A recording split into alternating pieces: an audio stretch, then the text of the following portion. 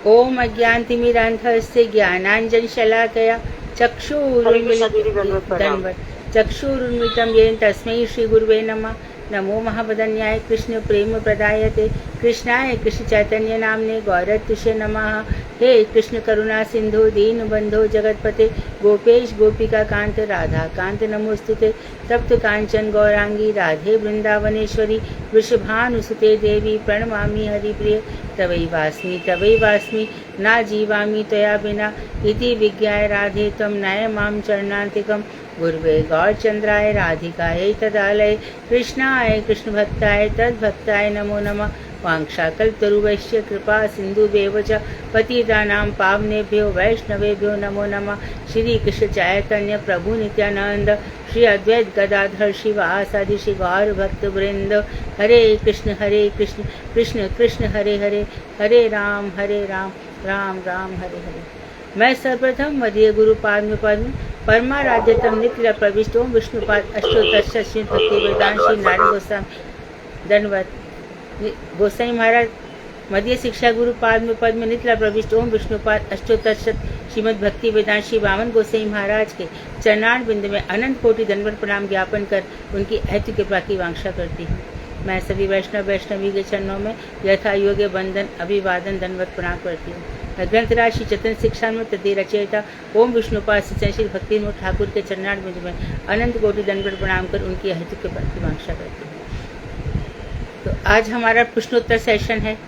प्रश्नोत्तर अच्छी बात है, होने चाहिए। और प्रश्नोत्तर के विषय में कारण वही है कि हमारा रिवीजन होता है। हमें ये सब नहीं लेना चाहिए कि हम उत्तर नहीं दे पाए या हम नहीं पूछ पाए, या कोशिश करनी चाहिए, प्रयास करना चाहिए। क्योंकि जो शास्त्र है ना, ये अभ्यास पर निर्भर करते हैं। शास्त्र बिना अभ्यास के नहीं आते, शास्त्र को पढ़ना पड़ता है। औरों की तो बात जाने दो, ब्रह्मा जी ने स्वयं शास्त्र 3 बार पढ़े थे। बहुत हमारी गलतियां होती हैं, बहुत मिस्टेक्स होती हैं, हम चीज़ों को समझ नहीं पाते। तो इसके लिए कहते हैं रिटन प्रूफ होना चाहिए, ऑथेंटिक होना चाहिए। तो रिटन प्रूफ, तो मानो मेरे दिमाग में कोई बात सेट है, ये कहाँ पे लिखी है, किसने कही थी, या तो गुरुवाणी है, उसको बार बार सुना जाए गुरु जी ने ऐसा कहा था, या फिर लिखा होना चाहिए। अच्छा, बहुत से ऐसे लोग हैं जिनको शास्त्र का अभ्यास नहीं आता। जैसे कि हम देखते हैं कि महाप्रभु जी दक्षिण में गए थे, तो एक क्या नाम था उसका, रामदास विप्र नाम था ना, जो एकदम भावावेश में था और वो भगवान राम का चिंतन करते ही रहता था। तो उसको वो बात बिल्कुल भी पसंद नहीं आ रही थी कि भगवान लक्ष्मण मूर्छित पड़े हैं और भगवान कुछ नहीं कर पा रहे ऐसे करके। तो वो लक्ष्मण आवेश में होता था। कभी सीता जी को भगवान ने त्याग दिया उसके आवेश में कि भगवान सीता का त्याग ही नहीं कर सकते थे। ऐसी कई बातें उसके दिमाग में, वो सुनना भी नहीं चाहता था, समझना भी नहीं चाहता था। तो कई बातें ऐसी उसके दिमाग में भर गई। तो महाप्रभु ने उसको समझाया, वो समझने को तैयार ही नहीं था। तो महाप्रभु जब दक्षिण की तरफ गए तो उसको कूर्म पुराण लेकर के आए और उसको दिखाई देते किसमें ये लिखा है, अब तो मान जा कि जो भगवान श्री राम ने जिसका त्याग किया था वो छाया सीता थी, वो असली सीता थी ही नहीं। तो इस तरह से बहुत सी बातें, जब हम भावुकता में डूब, और सच्ची बात तो ये है कि हमें डूबना चाहिए, हमें डूबना चाहिए। जब तक हम अपने से बाहर की चीजें देखते हैं, देखो दिमाग में घुसेंगी चीजें, बाहर की दुनिया बहुत घुसती है दिमाग में, क्योंकि हमारी अंदर की साधना बड़ी कमजोर है। हम सबकी स्थिति ऐसी है, इसमें ये नहीं सोचना चाहिए कि उस, और हम ये जो भूल बांध बैठे ना कि उसका भजन अच्छा चल रहा है, वो तो गुरुजी की बहुत प्रिय है, वो तो उनको गुरुजी बहुत करते हैं। एक बात ध्यान रखना, गुरुजी किसी के भी सगे नहीं होते हैं। गुरुजी सगे हैं मात्र भक्ति के, मात्र साधन के। साधन ही उनको वश में कर सकता है। क्यों? गुरु और भक्ति के, भगवान और भक्ति के बीच में गुरु एक होता है जो उन दोनों को कनेक्ट कर सकता है। जब भगवान की तरफ से आदेश नहीं है, भक्ति की भक्ति दिखाई नहीं दे रही है, तो सब ऊपर से वंचना है, कपट कृपा है। ध्यान रखना, ये कपट कृपा है। हमारे अंदर की सामर्थ्य, अब जब देखो, जब इतना सब पांडवों के ऊपर आ गया, अर्जुन क्या कर रहे थे? कृष्ण तो सामने थे ना, कहते थे कृपा करो कृपा करो। भगवान ने कहा क्या करो? कहा अर्जुन ने एक भी बार कहा था? भगवान ने कहा धर्म क्षेत्र कुरुक्षेत्र, ये धर्म क्षेत्र है, युद्ध कर। करते थे कृपा। उनके लिए 5 सेकंड नहीं लगते थे उन सबको। यदुकुल का संहार करा, ऐसे 1 मिनट में इतने राक्षसों का संहार किया, 1 सेकंड में कर देते? नहीं करते ना। हर किसी साधक को अर्जुन ने क्यों पूरी गीता सिखाई उन्होंने? तो एक तो तुम लोगों के दिमाग में ये जो बात भर गई है ना, कृपा कृपा कृपा कृपा, इसको निकालो। कभी आप अर्जुन को देखो, परीक्षित के ऊपर कृपा नहीं कर सकते थे क्या? जिस भगवान श्री कृष्ण ने परीक्षित की गर्भ में रक्षा करी, अब नहीं कर सकते थे क्या? कितनी सी देर लगती? और सुखदेव गोस्वामी की वो सामर्थ्य नहीं थी क्या? जब वेद व्यास जी संजय को दिव्य चक्षु दे सकते हैं, तो धृतराष्ट्र को नहीं दे सकते थे क्या? पर धृतराष्ट्र के अंदर है ही नहीं, चाह ही नहीं है, वो तो लोभ में पड़ा हुआ है। उसने कह भी दिया था, जब अक्रूर जी गए थे समझाने के लिए, भगवान श्री कृष्ण ने पहले अक्रूर को भेजा कि मैं धर्म जानता हूँ, धर्म, लेकिन उससे हटना नहीं जानता। मैं अधर्म जानता हूँ, लेकिन मैं उससे हट नहीं सकता हूँ। धर्म जानता हूँ, उसमें प्रवेश नहीं कर सकता। तो इस तरह से हम देखेंगे कि ऐसा होता तो सब लोग इतना भजन क्यों कर रहे हैं? ब्रह्मा जी 60,000 वर्ष तक तपस्या क्यों करी? सारे ऋषि मुनि सब, जहां तक कि असुर भी, कुछ पाने के लिए तो भजन ही श्रेष्ठ है। अब इस भजन करते करते समय अचानक कहीं कोई फिल्म देख आए, कहीं कोई जलवा देख आए, कहीं किसी का घर देख आए, कहीं वो आंखें फट गई हमारी तो भैया देख करके। इन ईंट पत्थरों को देख करके आंखें फटनी चाहिए, या ये फालतू के सलमा सितारे देख करके आंखें फटनी चाहिए? और भगवान श्री कृष्ण का सौंदर्य जो अंदर समाया हुआ है, उसको देखने की सामर्थ्य हमारे अंदर नहीं है। कौन कैसे झूठ बोल करके सब कर करके बाजी मार गया, अरे मैं देखती रह गई और वहां पे इतना वो झूठ बोल गया, इतना सब, ये सब छोड़ दो। सत्यम परम धीमहि, जिसने मुझे जन्म दिया है और मरण तक जो कर रहा है, उस सत्य के साक्षी भगवान है। समय लग सकता है, लगने दो ना। कम से कम अपनी आत्मा के आगे तो नहीं गिरे हम। तो ये सब बातें हैं, बहुत सुंदर सुंदर विचार हैं, और हम उज्जवल इनवरी तक पहुंचे, और हम भगवान श्री कृष्ण का जो नायकत्व है, अखिल कोटि ब्रह्मांड नायक भगवान श्री कृष्ण है। और सब बलदेव प्रभु से लेकर के कारण अर्णवशाही विष्णु और क्षीरोदशाही विष्णु, गर्भोदशाही विष्णु, सब उनके अंश हैं, कलाएं हैं। ऐसे भगवान, हम सब उनके अंश हैं। हम पूर्ण को पाना चाहते हैं, हम बस पूर्ण को पा नहीं पा रहे हैं, इसके लिए भटक रहे हैं। ओम पूर्णमदः पूर्णमिदं पूर्णात् पूर्णमुदच्यते पूर्णस्य पूर्णमादाय पूर्णमेव अवशिष्यते। हम भी पूर्ण बनना चाहते हैं। हम कल बताया था, ब्रज में भगवान पूर्णतम है, मथुरा में पूर्णतर है, द्वारका में पूर्ण है। तो हम पूर्णतम ब्रजेंद्र श्याम सुंदर को, इसी को देने के लिए महाप्रभु आए। ये जो चीज है कि तुम ब्रजेंद्र श्याम सुंदर को पाओ, और फिर गंभीरा में रह करके, तो गंभीरा में जो महाप्रभु का भजन है, गंभीरा में जो बिलखाव है, वही बिलखाव हमारा किसका है? वियोगनी राधा का है। जो राधा जी के 3 स्वरूप हैं, संयोगनी, वियोगनी, वृषभानुनंदिनी। वृषभानुनंदिनी किशोरी जी और किशोर दोनों ब्रज से बाहर कभी नहीं जाते, कभी भी मैं ब्रज छोड़ के जाता ही नहीं हूँ, ये वृषभानुनंदिनी है। और संयोगनी कुरुक्षेत्र में राधा जी जाती है, और उसी कुरुक्षेत्र के आवेश में ये रथ यात्रा है।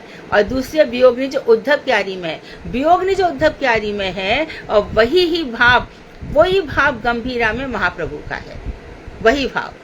इसलिए वो अपना सिर फोड़ते हैं और कितना उनको रोकते हैं, परंतु गदाधर जी कहते हैं कि नहीं, ये इसका आस्वादन करने या इनको करने दो। विरह में कितना रस है, अरे जीव जागो जागो, उस विरह का अनुभव करो। तो उनके विरह में क्या हमारी आंखों से आंसू गिरते हैं? क्या हमारा हृदय फटता है? क्या हमारे हृदय में ये सब विलोड़न होता है? नहीं होता, क्योंकि हमने गुरु जी की बाहर से सेवा करी है, हमने नाम से बाहर से सेवा करी है, हमने हृदय से किसी का कुछ किया ही नहीं है। तो ये रस उनके लिए है जो हृदय से डूबे हुए हैं। तो बाहर से क्यों कुछ चाहिए? अपने आप मिलता है। पात्र बनो, फर्स्ट डिजर्व देन डिजायर।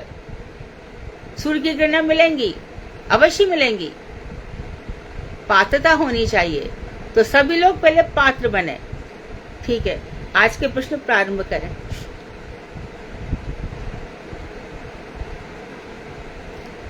पहला किसने बनाया था? हरे कृष्णा दीदी, प्रणाम। हाँ, कृष्णा। आवाज ब्रेक हो रही है। तो हेमंत दीदी, हेमा बोलो, हेमा प्रश्न पूछो। दीदी पूछ ले रहे हैं ये पहला वाला पेज नंबर 420 पर पारकीय रस। पहला प्रश्न, स्वकीय और पारकीय मधुर रस को समझने के लिए कौन से दो तत्व हैं? फटाफट आंसर्स। दीदी कोई नाम ले लीजिए। नाम को रिलेट हाँ, मैं लिख रही थी। दीदी मैं लूं? हाँ, लो। शरीर का नाम ले लो जी। कौन ले लो? नाम लेने में इतना क्या सोचना है, जल्दी से ले दो। सुधा किसी का नाम बोल दो। राधिका दीदी। राधिका बोलो। जी दीदी, हरे कृष्णा, दंडवत प्रणाम। हाँ। दीदी दो तत्व है, आत्मा और पर। नेक्स्ट क्वेश्चन, आत्मा रामता और लीला रामता का क्या अर्थ है? बहुत सुंदर प्रश्न। भगवान में ये दोनों गुण कैसे विद्यमान रहते हैं, समझाइए। कुसुम दीदी।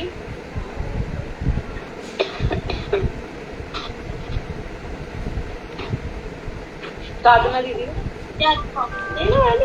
हरे कृष्ण बताऊं?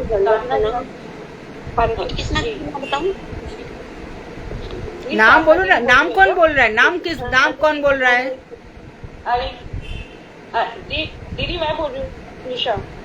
आत्मा रामता अर्थात अपनी आत्मा में ही रमण करना।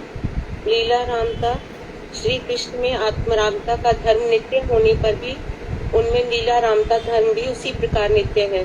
जब ये इच्छा करते हैं कि मैं अकेला हूँ, बहुत हो जाऊं, तो बाएं भाग से राधा रानी व दाएं भाग से बलराम भैया के रूप में अपना एक्सपेंशन करते हैं।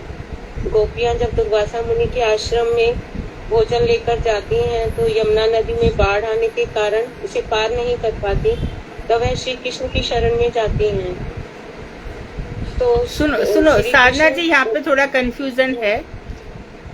उन्होंने राधा जी को प्रकट किया रास के लिए, है ना? और जो प्रजाओं को प्रकट किया है, उसमें उनकी लीला रामता नहीं है। प्रजाओं को प्रकट करना, सृष्टि करना उनका, जैसे सूर्य से किरणें निकलना उनका स्वभाव है, ऐसे लोक वत्तु लीला कैवल्यम वेदांत में कहा है कि जस्ट मनोरंजन के लिए। ठीक है, ये उनकी लीला तो है, परंतु जस्ट लेकिन जो रास लीला है वो इससे बहुत ऊंची अवस्था में है। वो अलग बात है कि उन्होंने जीवों को प्रकट किया, बहुत से जो मुनि बन गए, ऋषि बन गए, जो मुक्त जीव हैं, और हम में से भी बहुत से लोग साधक कोशिश कर रहे हैं कि हमारा भी उनका रास में प्रवेश हो, है ना? लेकिन साक्षात उन्होंने इच्छा इसकी की है कि प्रजा बन जाए। ठीक है, अच्छा आंसर है दीदी। फिर इसमें वो आएगा दीदी, यशोदा मैया जब उनसे माटी खाने पर उनकी शिकायत आती है, वो कहते हैं मुंह खोल के दिखाओ। बिल्कुल आ जाएगा, लीला का हम जिक्र सारी लीलाएं आ जाएंगी, सब लीलाएं, बाल लीला से सब। ठीक है दीदी। और पूर्व में नारद जी जब रानियों के महल में जाकर देखते हैं तो हर महल में वो अलग अलग प्रकार की क्रियाओं में संलग्न होते हैं। कहीं पाठ कर रहे हैं, कभी बच्चों को पूरे 16,108 सब जगह डिफरेंट। हाँ हाँ, ठीक है।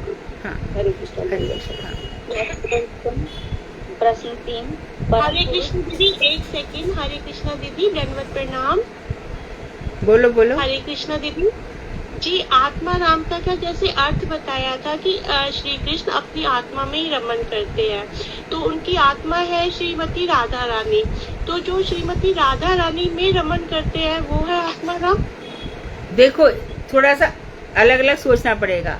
यहाँ पर अर्थ बताया जा रहा है आत्मा रामता से लीला रामता की ओर। भगवान आत्मा में रमण करते हैं, उसके बाद वो लीला परायण भी है। तो आत्मा राम से लीला राम तक की जो उनकी यात्रा है, उसमें राधा जी के साथ उन्होंने रमण किया है। लेकिन जब आत्मा राम मात्र उनको इस चीज से हटा दोगे, अकेले आत्मा राम लोगे, तब तो हम बोलते हैं ना आत्मा तू राधिका, उनकी राधिका, उसमें अलग प्रसंग में कहेंगे इसको, इस प्रसंग में ऐसे कहेंगे। ठीक है दीदी, ठीक है। हरे कृष्ण। हरे कृष्णा दीदी, दंडवत प्रणाम दीदी। मतलब क्वेश्चन वगैरह नंबर भी बोलते जाना साथ में। जी। प्रश्न 3, परम पुरुष श्री कृष्ण का स्वाभाविक धर्म क्या है? लगभग सेम क्वेश्चन है, बस एक बार बोल दीजिए। रेणु गर्ग दीदी। हरे कृष्णा दीदी।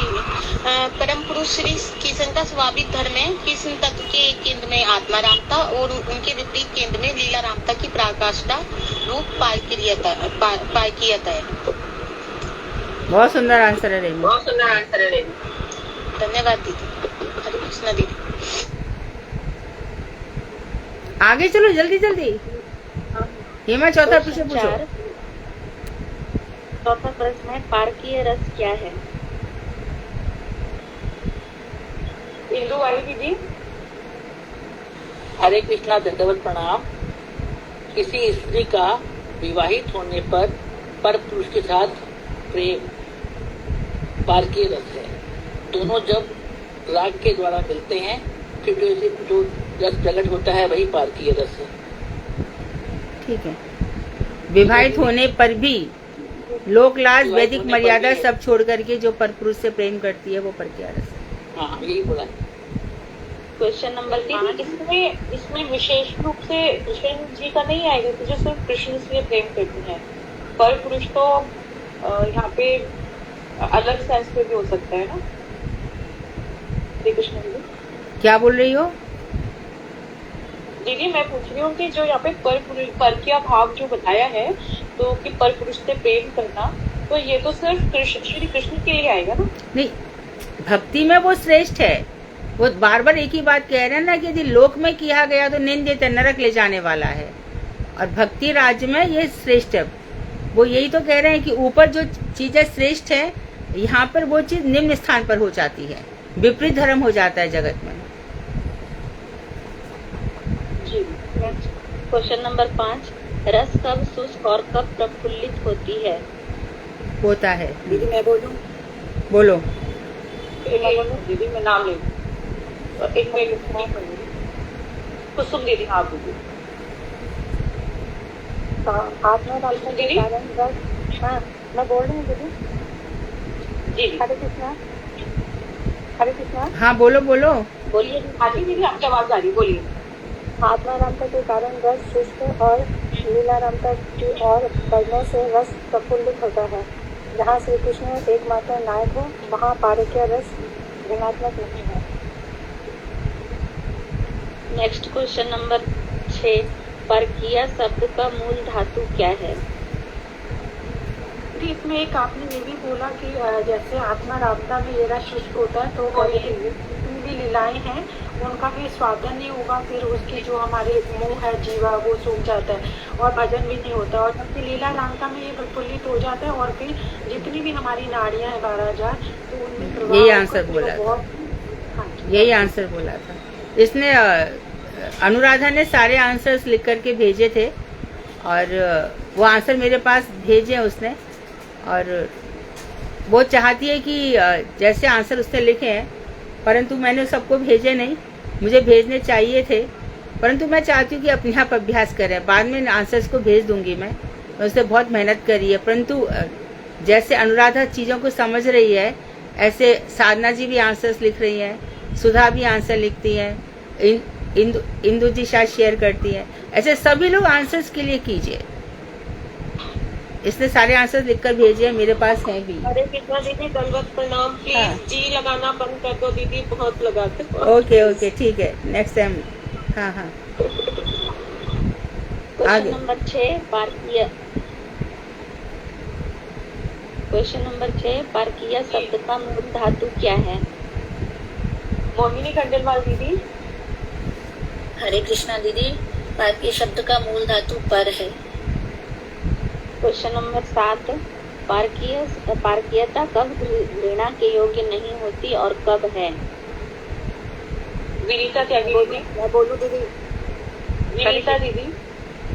दीदी, जहाँ कृष्ण ही एकमात्र नायक है वहाँ पे पारकीयता कदापि घृणा की योग्य नहीं हो सकती, और जहाँ कोई साधारण जीव नायक होता है वहाँ धर्म एवं अधर्म का विचार आ जाता है। अतएव पारकीय भाव उस अवस्था में अत्यंत हेय और घृणा के योग्य हो जाता है।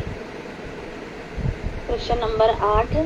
साधारण अलंकार शास्त्र में उपपत्ति की लघुता के बारे में बताया गया है, इसे श्री रूप गोस्वामी ने क्या कहा है? क्या श्री कृष्ण के प्रतिनिधि को कहा जा सकता है? हरे कृष्णा दीदी दंडवत। दीदी श्री रूप गोस्वामी ने कहा है कि साधारण अलंकार शास्त्र में पति की जो लघुता या तुच्छता की गई है वह केवल प्राकृतिक के संबंध में ही गई है, और रसने विहास आस्वादन के लिए साक्षात अपराकृत पुरुष भगवान श्री कृष्ण के संबंध में ऐसी बात नहीं कही जा सकती। जो पुरुष कन्या का पारी ग्रहण करता है वही पति। क्वेश्चन नंबर 9, पंडितों ने उपपति किसे कहा है? अभी आंसर किसने बोला था? दीदी मैंने बोला। दीदी ज्योति दीदी। किसने? ज्योति दीदी। ज्योति ने, हाँ ठीक है। अपने आप लिखा ना कि डिस्कस किया था? से पढ़ा है अच्छे से, जरा ध्यान से। बहुत सुंदर, बढ़िया। हाँ बहुत। मैंने वैसे आंसर भेज दिए अनुराधा के ग्रुप में, आंसर्स भेज दिए हैं। कहीं तकलीफ हो तो तुम लोग देख सकते हो, मैंने ग्रुप में डाल दिए, जो अनुराधा ने सारे आंसर्स लिखे थे। नेक्स्ट बोलो। पंडितों ने उपपति किसे कहा है? जल्दी जल्दी फटाफट, सेम ही तो आंसर है सारे। एक मिनट दीजिए, अनिता चौधरी दीदी। हाँ, हरे कृष्णा दीदी। अर्जुना से जो प्रेम से उत्तेजित हो जाता है और किसी की ब्याही हुई स्त्री से जो पुरुष उससे विवाह करता है, वह उस नायिका के साथ प्रेम सर्वस कर लेता है। अनिता, विवाह कभी नहीं करता, प्रेम होता है।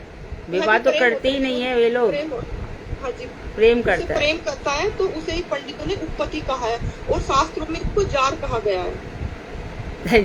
जार भाव है, जार नहीं होता। जार भाव से जो ये प्रेम है, ये जार भाव से है। हाँ जी दीदी। क्वेश्चन नंबर 10, पारकीय स्त्री किन्हें कहते हैं? उनके भेद बताएं तथा उदाहरण बताएं। सत्यवती खंडेलवाल दीदी। हरे कृष्णा दंडवत। जो स्त्री पार्थिव धर्म की उपेक्षा करते हुए विवाह विधि का उल्लंघन कर पर पुरुष में आत्मसमर्पण करती है, वही परकीय है। कन्या एवं परोढ़ा के भेद से पारकीय दो प्रकार की है। कन्या परोढ़ा का अर्थ क्या है? परोढ़ का मतलब पारकीय भाव नहीं, परोढ़ा का अर्थ बोलो। मैं बोलूं दीदी? दीदी, विवाहित स्त्री को परोढ़ा बोलते हैं, और कन्या जो अनमैरिड है। हाँ, अनमैरिड और मैरिड, ठीक है। और परोढ़ा और ये हो गई, लेकिन परोढ़ा विवाहित होते हुए भी दूसरे से प्रेम कर रही है।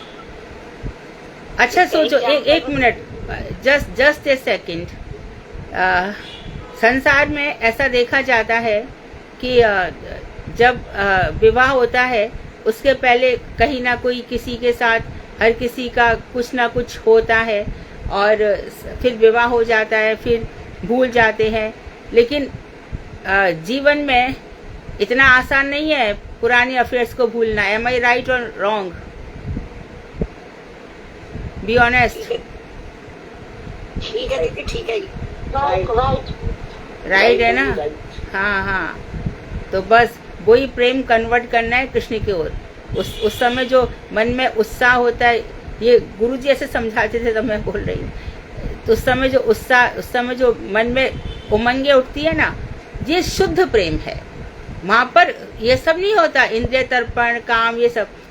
एक दूसरे को देख करके जो मन में प्रसन्नता होती है, वही श्री कृष्ण के प्रति होनी चाहिए। मीरा को तो अपने पति से नहीं होकर के ऐसे हो गई थी, परंतु मीरा का क्या था कि वो द्वारकाधीश के राधा जी के अनुगत्य में नहीं था, इसके लिए रास मंडल में उनका प्रवेश होना मुश्किल था। लेकिन वल्लभाचार्य जी सब ने ऐसी इन्हीं भावों से प्रेम किया है भगवान से। आगे चलो। पारकीय का उदाहरण नहीं बताया दीदी, बता देते तो आंसर दिए। क्या उदाहरण चाहिए आपको? पारकीय का उदाहरण है ब्रज की जो गोपियां हैं, वो पारकीय का उदाहरण है। ठीक है दीदी। Next question number 11। ब्रज में स्वकीय है, ब्रज में स्वकीय है। कन्या और परोढ़ा का हाँ, इसमें नहीं आएगा दीदी, क्योंकि यहाँ तो अभी तो ये बात हुई थी, जो स्त्री जागतिक एवं स्वर्ग आदि के धर्मों की अवहेलना कर विवाह विधि का उल्लंघन कर पर पुरुष में आत्मसमर्पण करती है, पार किया है, तो यहाँ कैसे आ जाएगा वो वाला एग्जाम? बिल्कुल। इसमें तो तो जनरल यहाँ का एग्जाम्पल लेना पड़ेगा संसारिक एग्जाम्पल। हाँ, नहीं पर हरे कृष्णा, एक मिनट, पर जब बात ये हो रही है कि परकीय स्त्री किसे कह रहे हैं, एक तरफ हम ये बोल रहे हैं, दूसरी तरफ हम ये भी मान रहे हैं कि जो ब्रज देवियां हैं वो परकीय भाव से करते हैं, तो उनका उदाहरण क्यों नहीं आ सकता? क्योंकि उन्होंने ही तो सारी जागतिक सारी जो उनके धर्म थे, उनके आर्य धर्म थे, वैदिक धर्म थे, सबका उल्लंघन किया था उन्होंने। अपने घर परिवार को उन्होंने एक ताक पे रख दिया, तो इसका आना चाहिए मेरे हिसाब से। बिल्कुल। ब्रज सुतान्वय, अपने पति सुतान्वय, श्रीमद् भागवत के रास पंचाध्याय में वर्णन है। अपने पति बच्चों सबको छोड़ करके दुर्जर गृह श्रृंखला, जिस घर की परिपाटी को छोड़ना बहुत मुश्किल है, उस सबको त्याग करके आई थी। ठीक है, सही ब्रज की गोपनीय तो आएगा इसमें सबसे ज्यादा। हाँ, और दीदी इस जगत की स्त्रियों का कोई एग्जाम्पल थोड़ी है देने वाला, ये तो है, इसका कोई एग्जाम्पल थोड़ी है। बहुत सुंदर, तो ब्रज गोपियां ही आएगा, मात्र ब्रज गोपियां ही आएगा। इसमें सुबह के आएंगी वो द्वारका की महिषियाँ। लेकिन दीदी यहाँ जो क्वेश्चन पूछा गया है उसके हिसाब से बात हो रही है, वो आपकी बात बिल्कुल ठीक है। यहाँ तो क्वेश्चन ये है कि पार्किया किसे कहते हैं, उसके दो प्रकार क्या हैं। तो पार्किया में हमने बताया जागतिक वाला, या तो हम जागतिक ना बताएं, हम ये बताएं कि जो श्री कृष्ण राम नायक है, जहाँ श्री कृष्ण जागतिक और उसको आध्यात्म को बिल्कुल मैच मत करो, नहीं तो बहुत अपराध हो जाएगा। मैं वही कह रही हूँ, या तो हम वहाँ उसको क्लियर करें कि हम श्री कृष्ण को नायक मान रहे हैं, तब वो अपना घर बार छोड़कर उनमें एक हो रही है, एकाकार हो रही है, तब तो हम ये एग्जाम्पल देंगे कन्या और परोड़ा, और फिर हम परोड़ा में ब्रिज की वो दे सकते हैं। और एक बात सुन लो और स्पष्ट कर लो, कन्या का तो अभी जब विवाह ही नहीं हुआ है तो वो परोड़ा ही नहीं हुई अभी, तो कन्या का उपपत्य भाव थोड़ी रहेगा। तो कन्या ने बाद में जब क्षीरहरण लीला में भगवान ने कहा है कि ठीक है तुम आगामी रात्रों में मेरे साथ रमण करोगी, तो उसके बाद वो साधन सिद्ध हुई है, उसके बाद औपत्य भाव होगा। अभी तो कन्या है, उनका उपपत्ति भाव कहाँ से आएगा? नेक्स्ट क्वेश्चन 11, स्वकीय स्त्री किन्हें कहते हैं, उदाहरण बताएं। दीदी मैं बताऊँ? अंजना सेमवाल दीदी। हाँ जी, हरे कृष्णा दीदी। द्वारिका की जो स्त्रियां उन्हें स्वकीय बोला गया है। किन्हें कहते हैं दीदी, पहले वो बता दीजिए। हाँ, पारिग्रहण विधि द्वारा विवाहित पति के आदेश प्रतिपालन में तत्पर एवं पति धर्म में अविचलित स्त्री ही स्वकीय है, और कृष्ण की पूर्व विनीताएं द्वारिकापुरी की स्त्रियां स्वकीय हैं। द्वारका में ऐसी कौन सी स्त्रियां हैं जिसके पिता ने खुद जानबूझ करके श्री कृष्ण के हाथ में अपनी बेटी को दिया है? रुक्मणी के पिता ने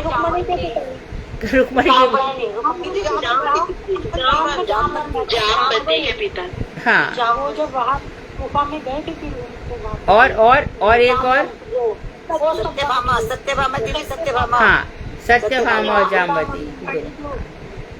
रुक्मणी को तो सबके सामने हरण कर लिया। सत्यभामा दीदी। हाँ, और जब मणि लेने जा रहे थे। ठीक है, आगे चलो। हाँ दीदी मेरे ग्रुप का क्वेश्चन हो गया। तुम्हारे हो गए, ठीक है। नेक्स्ट क्वेश्चन किसने बनाए? अनुराधा दीदी एंड सप्ता देवी ने।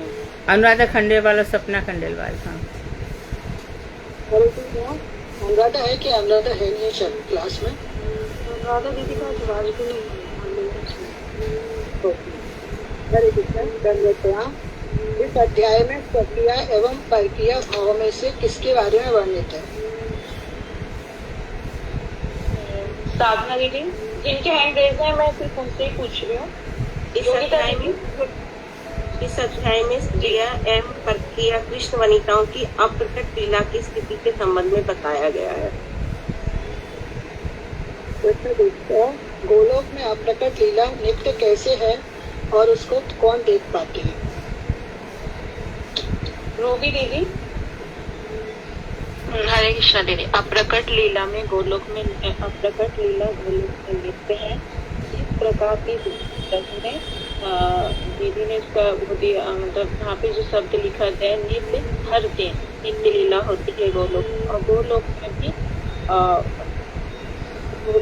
भी उसी प्रकार होती है। उसी प्रकार जो राजस्थान है वो उस लीला को यथारूप से ठीक ठीक देख पाते हैं। ठीक है, ये आंसर सपना जी आपके पास आंसर लिखे हुए हैं। वो भी क्योंकि वे मायातीत है, अतः उनकी आंखें भी गुणातीत है। हाँ ठीक है रूबी, बहुत अच्छा प्रयास है। गोलोक में नित्य क्या अभिमान है और वह प्रपंच में किस तरह से जान पड़ता है? नाम बोलो जल्दी जल्दी। शालू दीदी। हरे कृष्ण दीदी, गोलोक में नित्य परिचय अभिमान है, वह प्रपंच में वस्तुतः प्राकृति की तरह जान पड़ता है। दीदी एक रह गया, एक क्वेश्चन रह गया अभी। नहीं दीदी, नंबर 3 रह गया, क्वेश्चन नंबर 3। प्रपंच में नित्य लीला प्रपंच में नित्य लीला किस प्रकार है? यहाँ के दर्शनकारी साधक उस लीला को किस भाव में देख सुन पाते हैं? दीदी मैं बोलूँ सुनीता दीदी। सुनीता दीदी। हाँ हरे कृष्णा दीदी। मैं अभी आंसर इसलिए नहीं दे पाऊंगी, अभी मैंने 1-2 क्लास ही अटेंड करी हैं। दीदी मैं बोलूँ? हाँ जी आप दीदी आप ना माइक ऑफ कर लीजिए, माइक ऑफ कर लीजिए। मैं बोलूँ दीदी? हरे कृष्णा मैं बोलूँ? एक विपिन दीदी सीए विपिन के नाम से। मैं बोलूँ दीदी अभी तो? अरे बोलो, कोई तो बोलो। बोलिए दीदी बोलिए। प्रपंच में नित्य लीला भी गोलोक की तरह ही नित्य है, यदि प्रतिदिन है, किंतु आँख नाक आदि ज्ञानेंद्रिय माया के गुणों के द्वारा आच्छादित होने के कारण यहाँ के दर्शनकारी साधक कुछ दर्शन दोष से थोड़ा सा माया प्रत्यात्मिक माया विश्वास जनित भाव देख और सुन पाते हैं, लेकिन वो जड़ होने के कारण यदि वो पूरा देख नहीं पाते दीदी प्रपंच। चौथा प्रश्न है, गोलोक में नित्य क्या अभिमान है और वह प्रपंच में किस तरह से जान पड़ता है? ये हो गया। दीदी मैं बोलूँ दीदी? गोलोक में तो नित्य भाग्य अभिमान है। बोल तो दिया था, ये तो हो गया था दीदी। ठीक है। प्रश्न 5वां, कृष्ण लीला में क्या नहीं है? गुण में इंद्रियां हमारी इंद्रियों के लिए क्या अपरिहार्य है? ज्योति दीदी। हाँ जी दीदी, कृष्ण लीला में किसी प्रकार की हेयता और जड़ता नहीं है, किंतु गुण में इंद्रियों की हेयता और जड़ता हमारे लिए अपरिहार्य है। हरे कृष्णा दीदी, अपरिहार्य का एक बार मीनिंग थोड़ा सा क्लियर कर। जिसको छोड़ा नहीं जा सकता, कंपलसरी। ठीक है दीदी। प्रपंच में आए हुए गोपों को कृष्ण ने क्या दिखलाया? रेणु दीदी।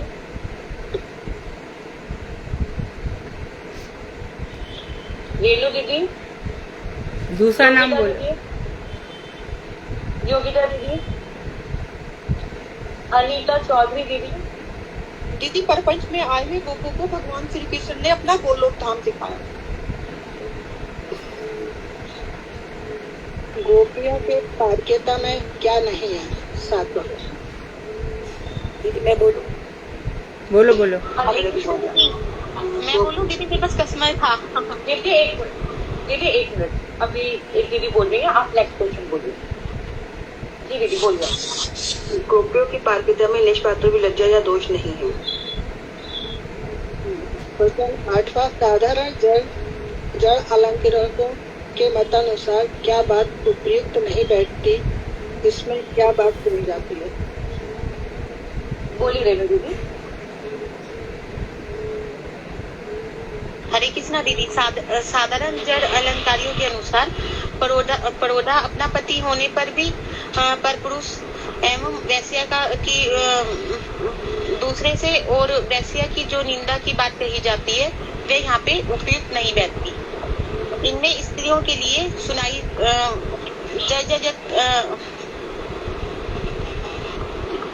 दीदी वो अपने धर्म का उल्लंघन करके, अपने पति धर्म का उल्लंघन करके दूसरे से प्रेम स्थापित करती हैं, जो कि घृणा के योग्य है, क्योंकि ये जय जगत का है, इसमें पार्टी रस नहीं है। कौन सा रस दीदी क्वेश्चन बन कौन सा रस? दीदी मैं बोलूँ? दीदी गोलोक में जो प्रक्रिया रस आस्वादन करती है वह रस सर्वश्रेष्ठ है। भक्तों को गोपी होकर मधुर रस के द्वारा श्री कृष्ण की सेवा करनी चाहिए। इसके लिए रसिक होकर श्री कृष्ण ने उन रसा स्वाद को जगत में लाने के लिए क्या किया? दीदी मैं बोलूं? रेवती दास दीदी। हरे कृष्णा जी। रेवती दीदी बोलिए। जी दीदी, रेवती दीदी आप बोलिए। हाँ, अपराकृत शेखर श्री कृष्ण चंद्र ने उस रसास्वादन को जगत में लाने के लिए गोलोक की अपनी प्रियतमा गोप रमणियों को गोकुल ब्रिज में अवतरण कराया था। क्योंकि वे तो प्राकृत नायक नहीं है, यह सब कुछ केवल जीवों के कल्याण के लिए हुआ है। ऐसा नहीं होने का मधुर रस का इसमें दोष क्या है? क्योंकि वह तो प्राकृत नायक नहीं है, वो ये सब कुछ केवल जीवों के कल्याण के लिए ही हुआ है। ऐसा नहीं होने से जीव किस प्रकार मधुर रस आस्वादन का सर्वोत्तम रस पाने के योग्य होते। शठ, दूर और कपटता पराये व्यक्ति कैसा अपराध किया करते हैं? दीदी 10वां रह गया क्वेश्चन। 10वां बोला ना अभी, भक्तों को गोपी। हाँ अभी बोला ना। शठ, धूर्त और कपटता पराये व्यक्ति कैसा अपराध किया करते हैं? हरे कृष्ण दीदी मैं बताऊँ? विपिन नाम से जो है दीदी रेम दीदी आपने भी बताया था, प्लीज हम दूसरे को बोले तो ये विपिन नाम से है दीदी, अब बताइए।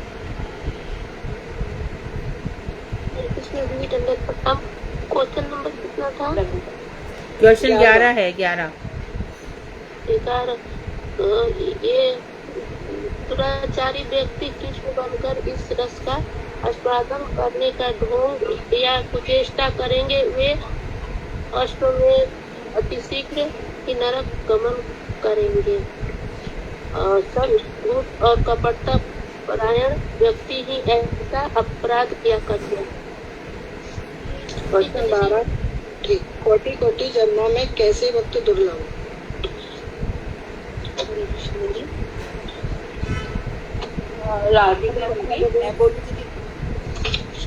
दीदी मैं बताऊँ? राधिका दीदी हाँ मैं बताऊँ दीदी, शुद्ध रसिक भक्त मिलने बहुत मुश्किल होते हैं। शुद्ध रसिक भक्त नहीं मिलते। एक मिनट, अभी किसने बोला था? सुनीता दीदी। हाँ जी, सुनीता दीदी अपना माइक ऑफ कर दीजिए। जी ठीक है। हरे कृष्णा दीदी। प्रश्न 13वां, ऐश्वर्य भाव के भक्त किसका दर्शन नहीं कर पाते, वे वैकुंठ में कैसे सेवा करते हैं? दीदी मैं बोलूं? योगिता दीदी बोलिए।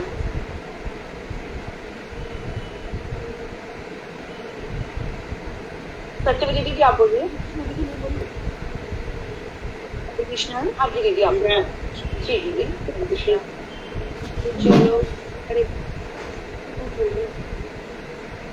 हरे कृष्ण। अनीता दीदी आप बोलिए। मैं बोलूं दीदी? अनीता क्या आएगी दीदी? ऐश्वर्य भाव के भक्त ढोलों का दर्शन नहीं कर पाते। वे लोग मुक्त होकर जगत में अपने अपने भाव के अनुसार ऐश्वर्य मूर्ति की सेवा करते हैं।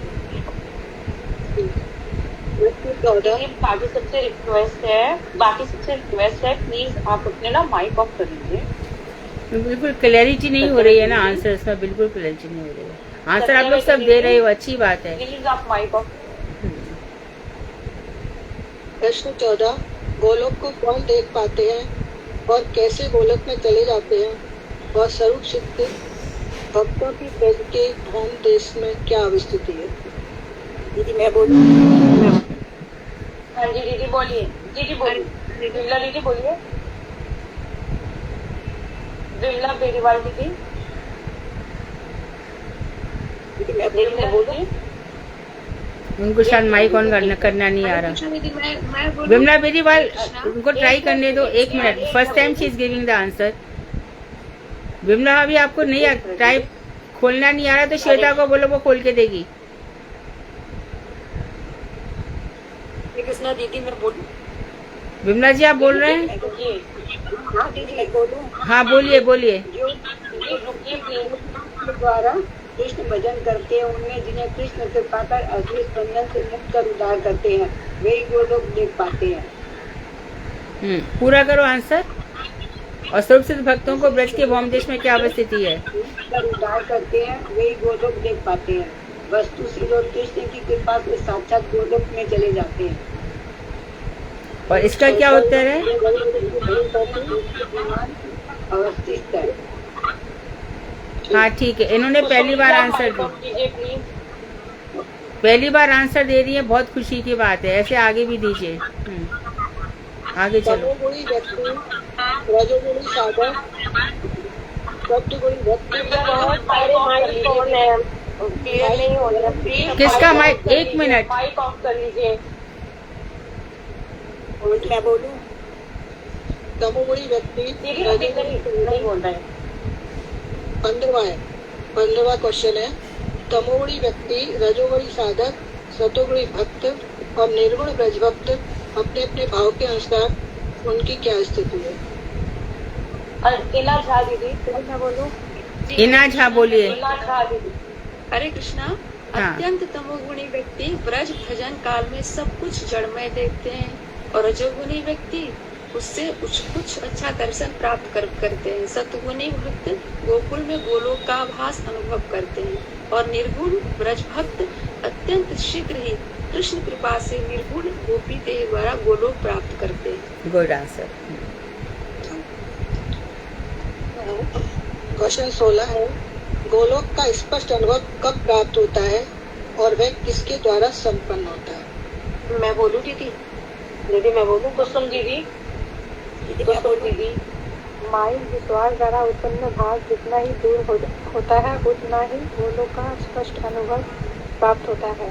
यशोदा का प्रसव, कृष्ण का प्रीति का गृह, अभिमन्यु गोवर्धन आदि के साथ नित्य सिद्ध गोपियों का विवाह मूलक पारित्य अभिमान अत्यंत स्थूल रूप से ब्रज में देखा जाता है। ये सब कुछ योग माया द्वारा संपन्न होता है।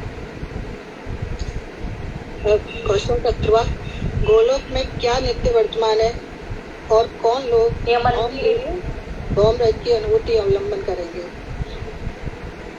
हेमंती दीदी। हेमंतनी आंसर बोलो, कोशिश तो करो। शालू दीदी। हरे कृष्णा दीदी मैं बोलूं? बोलो। शालू दीदी। हरे कृष्णा दीदी। हाँ। गोलोक में उस तत्व का केवल रस पोषक अभिमान नित्य वर्तमान है। गोपी अभिमान से जो व्यक्ति अष्टकाल लीला सेवा के साधक हैं, वे लोग ब्रज भोग की अनुभूति का एहसास करते हैं। करेंगे ठीक। महाप्रलय में क्या ब्रज लीला नहीं रहती? हरे कृष्णा दीदी, मैं बताऊं? हाँ जी दीदी बताइए। दीदी महाप्रलय में सभी लीलाएं गोलोक में जाकर विराजमान रहती हैं। अपरकृत लीला काल में मातृधाम जीवन की साधना अनुकूल होकर तिरोहित नहीं होते। भूमंडल में भी चक्र की तरह ही भ्रमण करते हैं। गोलोक में जाकर थोड़ी होती है, गोलोक में जाएंगी थोड़ी।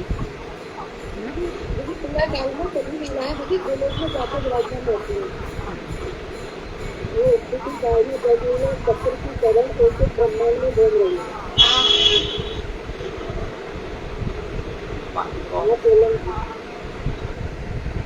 हरे कृष्णा। हाँ, ये सेक्शन खत्म हुआ।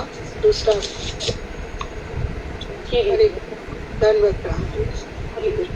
निशा। जी हरे कृष्णा दीदी।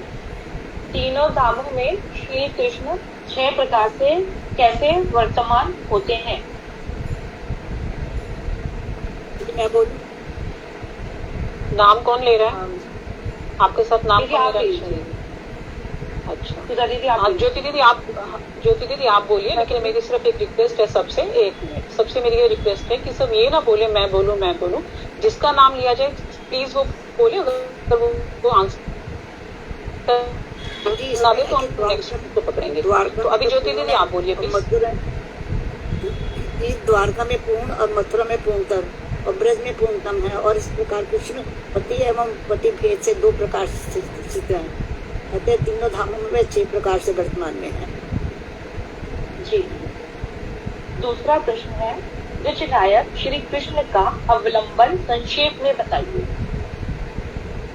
राधिका दीदी, आप बोलिए। राधिका दीदी। जी दीदी। दीदी यहाँ पे है कि वे तीनों धामों में वे 6 प्रकार से वर्तमान हैं। धीरोदात्तादि 4 प्रकार के भेद से 24 प्रकार के होते हैं। अनुकूल, दक्षिण, षट और रस भेद से 24 का 4 गुना करके कृष्ण कुल 96 प्रकार के नायक होते हैं। स्वकीय रस में 24 प्रकार एवं परकीय रस में 24 प्रकार। ब्रज में कृष्ण का परकीय नायक तो 24 प्रकार से नित्य वर्तमान है। ब्रज नायक श्री कृष्ण का अवलंबन तक संक्षेप में यहीं तक दिखाया गया। हरे कृष्णा दीदी, इस वाले क्वेश्चन को थोड़ा सा मुझे समझा दीजिए, मुझे कम समझ आया। ब्रज नायक श्री कृष्ण का अवलंबन तक संक्षेप में बताइए। तो उन्होंने प्रकार बताया कि ब्रज में भगवान श्री कृष्ण पति और उपपति रूप में 2 हैं, लेकिन ब्रज में उपपति के रूप में है और द्वारका में पति के रूप में है। तो भगवान श्री कृष्ण के उन्होंने भेद बताए। 4 प्रकार के नायक हैं, धीरोदात्त, धीर ललित, धीर प्रशांत, धीरोद्धत। तो द्वारका में जो होंगे वहां पे धीरोदात्त कैसी लीला है, धीर प्रशांत कैसी लीला है, ब्रज में धीरोदात्त रूप में कैसी लीला है, धीर प्रशांत रूप में। ऐसे भगवान के कई प्रकार हो जाते हैं। कभी अनुकूल रूप में होते हैं, कभी दक्षिण रूप में होते हैं। तो जैसे भगवान के भाव होते हैं उसके हिसाब से उनकी लीलाएं करते हैं। इन लीलाओं के उदाहरण उज्ज्वल निर्मणि में दिए गए हैं। यदि समय होगा, समय सुयोग होगा तो हम बताएंगे। हाँ, नेक्स्ट। उज्ज्वल निर्मणि ग्रंथ किस किस के पास है? नाम बोलो। ये मेरे पास है। नाम बोलो। मेरे पास भी है। मेरे पास दीदी मेरे पास तो है। हाँ, तो कल में थोड़ा पढ़ा था इसलिए।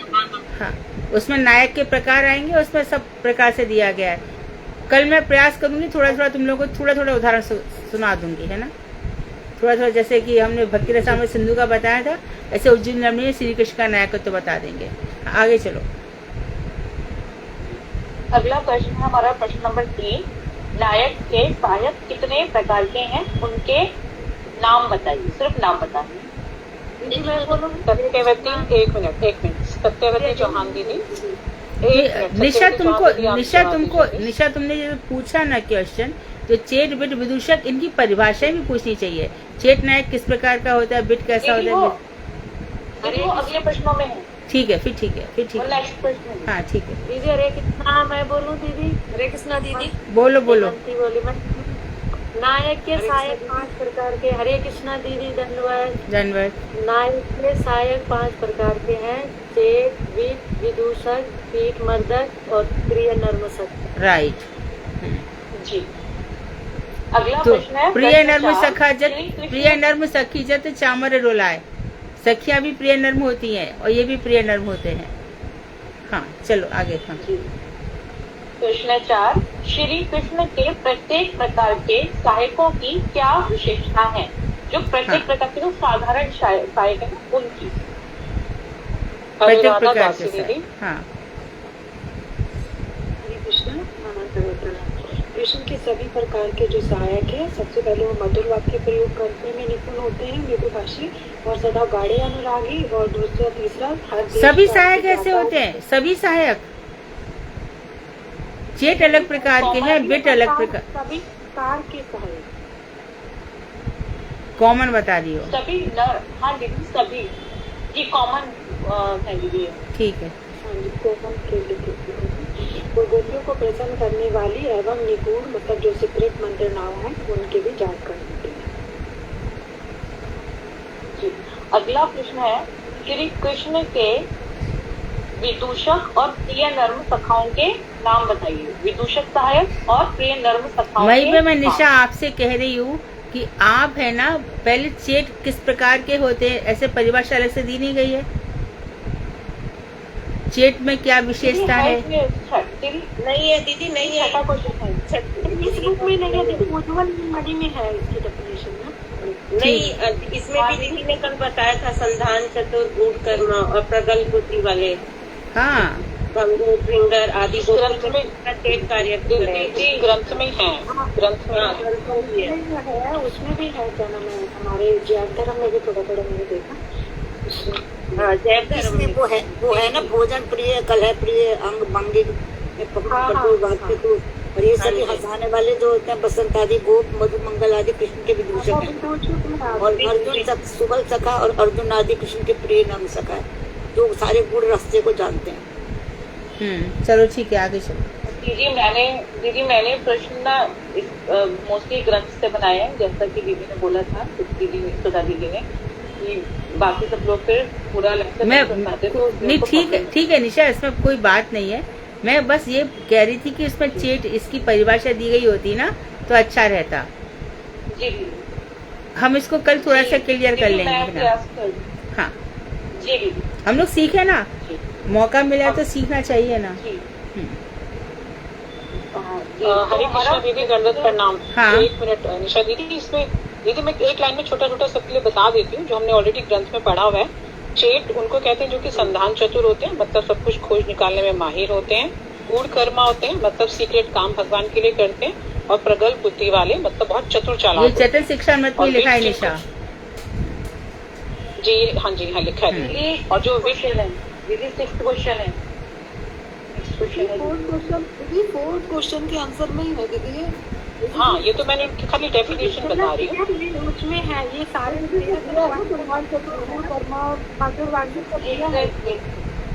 ये तुमने चेट की परिभाषा बताई, अब बिट की परिभाषा बोलो। जी दीदी, वेश रचना में जो कुशल होते हैं, धूर्त होते हैं, कथोपकथन में बहुत चतुर होते हैं, एवं वशीकरण आदि क्रिया भी जानते हैं, वो बिट हो गए। और विदूषक जो हैं वो भोजन प्रिय होते हैं, जैसे मधु मंगल जी हैं। और कलह प्रिय होते हैं, हाथ पैर मुड़ने में माहिर, जिनको भी हमने वर्ड यूज किया था। अंग भंगी में पटु होते हैं और वाक चतुर होते हैं। और पीठ वर्धक वो होते हैं जो कि नायक की तरह ही गुणवान है, भगवान की तरह गुणवान है, लेकिन फिर भी भगवान के अनुसरणकारी होते हैं। और प्रिय नाम सखा वो हो गए जो कि अत्यंत गूढ़ रहस्य को जानने वाले, सखी भावाश्रित तथा अन्य प्रणयी जनों की अपेक्षा श्रेष्ठ होते हैं। इनका प्रवेश निवृत्त निकुंज में है, जहाँ पर सखिया भी नहीं जा सकती, वहाँ ये जा सकते हैं। प्रिय नाम जी।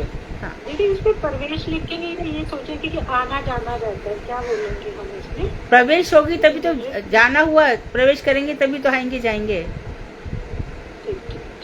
दीदी, जब हम ये वर्ड यूज कर रहे हैं सखी भावाश्रित, तो ये वही मतलब हुआ ना, सखी मतलब उस भाव में है।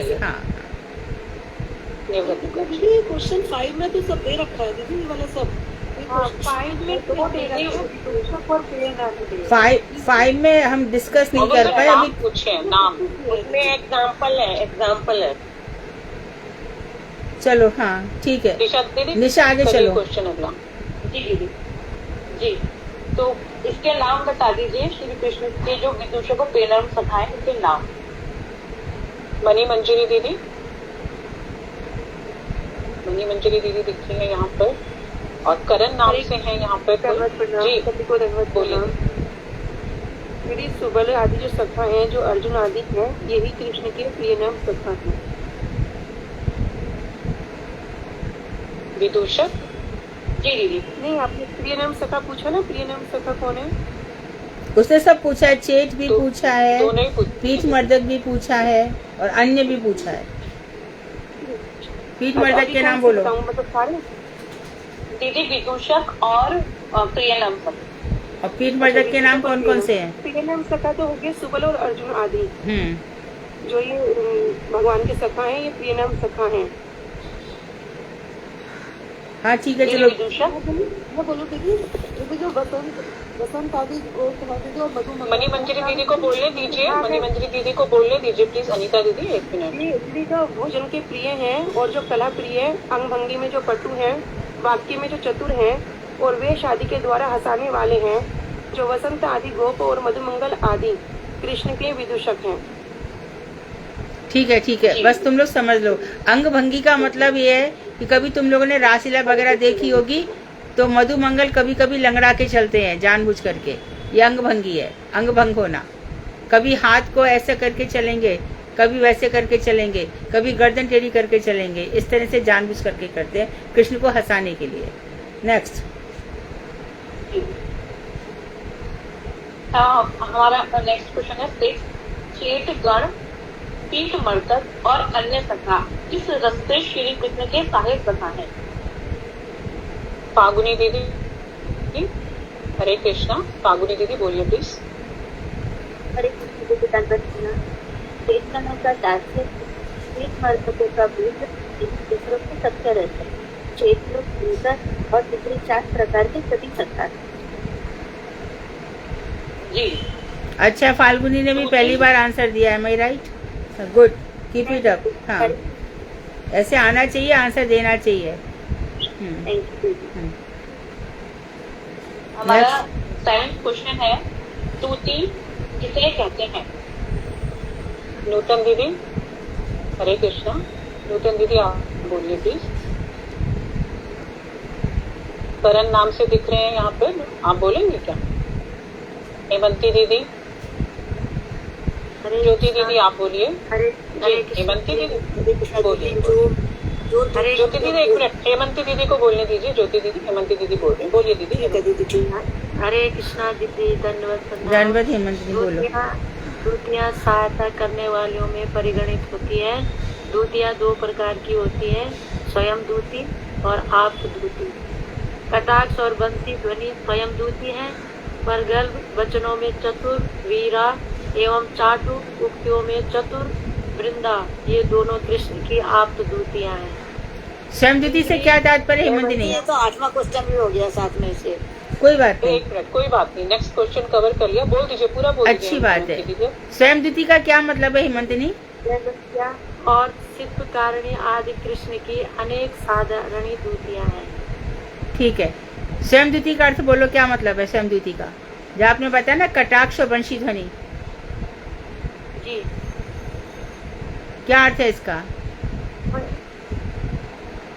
स्वयं दूती मतलब भगवान श्री कृष्ण ने किसी को टेढ़ी निगाह से देखकर आमंत्रण दे दिया, यानी स्वयं ही उनकी जो निगाहें हैं वो दूती बन गई, अथवा किसी को बंशी बजा के बुला लिया, ये स्वयं दूती है।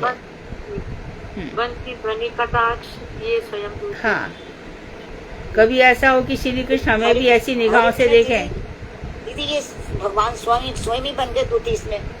जी, अरे बननी है, उनकी निगाहें दूती बनी है, भगवान दूती नहीं बने। भगवान खुद ही हो गए ना, एक तरह से अपने कटाक्ष से बुला रहे हैं। आप सुनती नहीं हो बात, क्या प्रॉब्लम है? खुद दूती बन गए उसमें। उनकी निगाहें दूती बनी है, वो नहीं। हाँ, वो उन्हीं की निगाहें दूती बन गई, उनकी वंशी दूती बन गई। वंशी नहीं, वंशी की ध्वनि। आप ध्यान से सुनिए, वंशी की ध्वनि दूती बनी है, नहीं तो गड़बड़ हो जाएगा। आगे चलो। प्रश्न 9। हमारा 7 क्वेश्चन 8 क्वेश्चन हो चुका है। अब हमारा प्रश्न 9, मधुर रस की आश्चर्य स्वरूप आलम्बन कौन है? बिंदु वाही दीदी।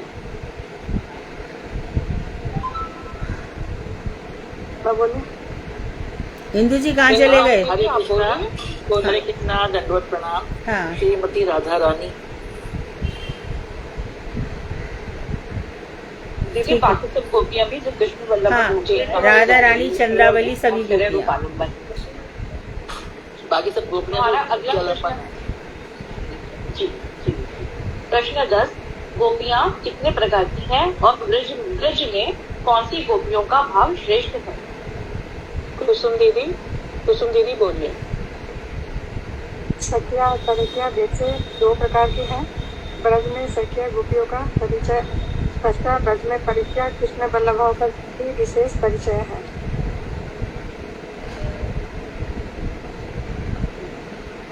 ठीक है। हाँ, अर्थात नेक्स्ट करिए जी, मतलब परिचय भाव का ज्यादा श्रेष्ठ, परिचय भाव श्रेष्ठ है। हमारा अगला प्रश्न है कि विशुद्ध काम किसे कहते हैं? परिचय रूबी दीदी, सॉरी 11th क्वेश्चन टाइगर। परिचय भाव की गोपियों का क्या उत्कर्ष है? रूबी दीदी बोलिए आप। हरे कृष्ण दीदी।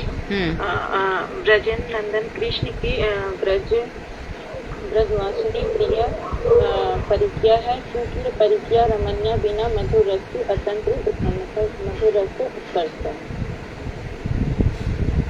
जी हमारा अगला प्रश्न है प्रश्न 12, विशुद्ध काम किसे कहते हैं? बिमला बेनीवाल ने की आंसर दिया। दूसरा तैयार है आपका? बिमला बेनीवाल, हरे कृष्णा दीदी। हाँ बोलो आंसर। विशुद्ध काम किसे कहते हैं?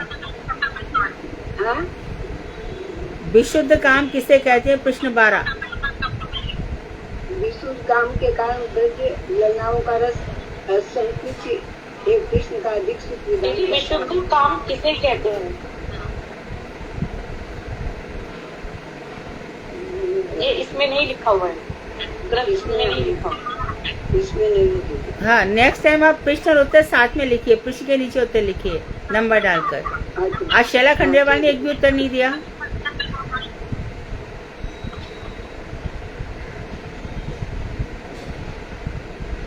आज मुझे लग रहा है वो क्लास में नहीं है। मैंने सत्यवती खंडेलवाल दी थी।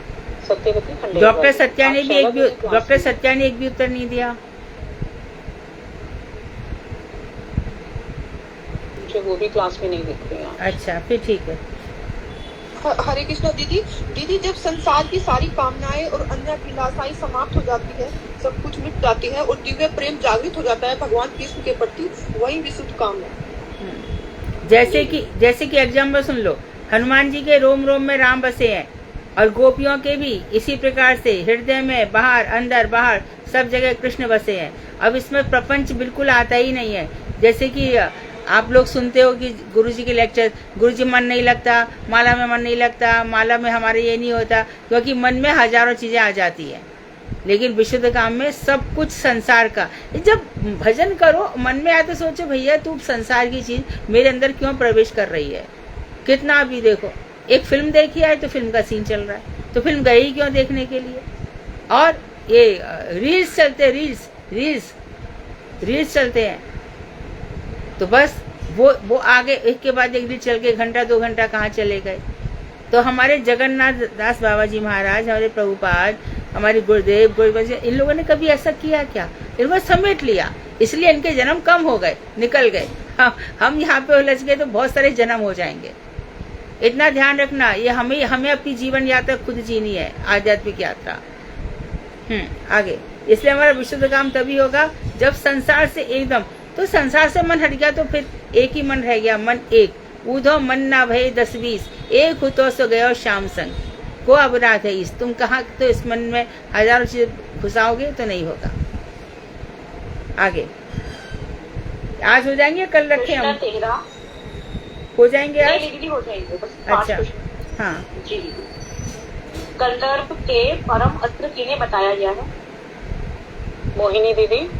हरे कृष्णा। हरे कृष्णा दीदी। स्त्रियों की क्या अस्त्र पूछा है कि कामदेव का क्या मतलब है? कामदेव के परम अस्त्र। हाँ, उनके परम अस्त्र सम्मोहन, मोहन आदि हैं और स्त्रियों की वामता एवं दुर्लभता के कारण निवारण आदि जो विघ्न हैं वे ही कामदेव के परम अस्त्र हैं और ये सम्मोहन, मोहन आदि। जी। प्रश्न 14 करोड़ा गोपियां किन्हें कहते हैं? करोड़ा गोपियां कैसे कृष्ण भोग की लालसा करती हैं? ये गोपियां लक्ष्मी आदि शक्तियों से क्यों श्रेष्ठ हैं? सत्यवती चौहान दीदी। सत्यवती चौहान दीदी। अंजना दीदी। ये मुझे समझ नहीं आएगी। कोई बात। हरे कृष्ण दीदी। प्रौढ़ा स्त्रियों ने कहते हैं जो विवाहित होती हैं, और जब प्रौढ़ा ब्रजवासिनियां कृष्ण भोग की लालसा करती हैं उस समय वे सहज ही सर्वोत्तम शोभा एवं सद्गुण वैभव द्वारा प्रेम और सौंदर्य से पूर्ण रूप में भूषित हो जाती हैं। लक्ष्मी आदि शक्तियों में इस प्रकार के रस माधुर्य की वृद्धि नहीं होती। जी, इसका थोड़ा आसान भाषा में मैंने थोड़ा ट्राई किया है। हाँ, उसमें ऐसा है कि जो जैसे उसमें जड़ धर्म में से लिखा था कि प्रौढ़ गोपियां वो होती हैं जिनका विवाह तो हो गया है परंतु वह विवाह केवल ब्रज देवियों में अभिमान युक्त करने के लिए योग माया कराती है और उनका जो विवाहित जो पत्नियों के साथ उनका कभी संबंध ही नहीं होता और वो अभिसान आदि के समय में जैसे मिलन आदि के समय में भी योग का माया क्या करती है। वैसे ही गोपी मूर्ति के घर में गोपगण मतलब उनके पति के सामने लगता है उनको कि उनकी पत्नियां घर पर है और करोड़ों गोपियों में जो क्रोधात्म तो अभिमान होता है वो नित्य रहते हैं क्योंकि अगर ऐसा नहीं होगा तो जो उनके अंदर जो वामता है दुर्लभता है जो भय है वो सब नहीं होने से जो अपूर्णता जो एक अच्छा है जो मधुर रहती है पूर्ण रूप में वो भी नहीं होगा। तो इसलिए वो उनको ऐसा लगता है कि मेरा विवाह किसी गोप युवक के साथ हुआ है और ऐसा विश्वास के कारण कृष्ण के संभोग की लालसा और ज़्यादा परिस्थिति होती है और उसके साथ अब क्रोड़ा ब्रज गोपियों के हृदय में कृष्ण भोग की लालसा उत्पन्न होने पर भी जब भी बहुत अत्यंत सर्वशक्तिशाली मतलब बहुत शोभायमान और सभी सद्गुणों के खान और प्रेम सुंदरी से मंडित हो जाती है तो लक्ष्मी जैसी भी गोपी मतलब से भी कई गुना वो श्रेष्ठ हो जाती है। लक्ष्मी कभी भी गोप से विवाह करना नहीं चाहती है। वो नारायण के वक्षस्थल पे होने पे भी दीदी ने बताया था कि गोपियों ने कृष्ण को पा लिया और लक्ष्मी आज भी बेलवन में तपस्या कर जी। हमारा अगला प्रश्न है यौतिकी और अयौतिकी गोपियां कौन है, उदाहरण सहित बताइए। आप बताएंगे फागुनी दीदी? हरे कृष्ण।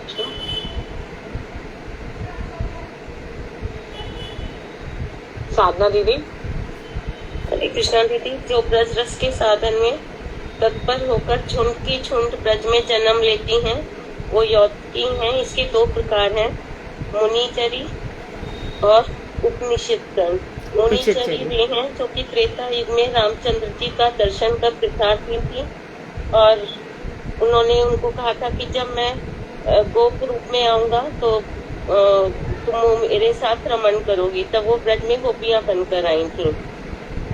उपनिषदगण ये जो है कठोर तपस्या के फलस्वरूप इन्होंने ब्रज में गोपी का जन्म प्राप्त किया था। राइट। कामदेव का दूसरा नाम क्या है? अनंग। हाँ, तुम लोग काम गायत्री का जाप करते हो ना, अनंग है। कामदेव के 5 बार कौन कौन से हैं? सम्मोहन, मोहन और हाँ, सम्मोहन को मारण भी कह सकते हैं, मारण मोहित कर दे।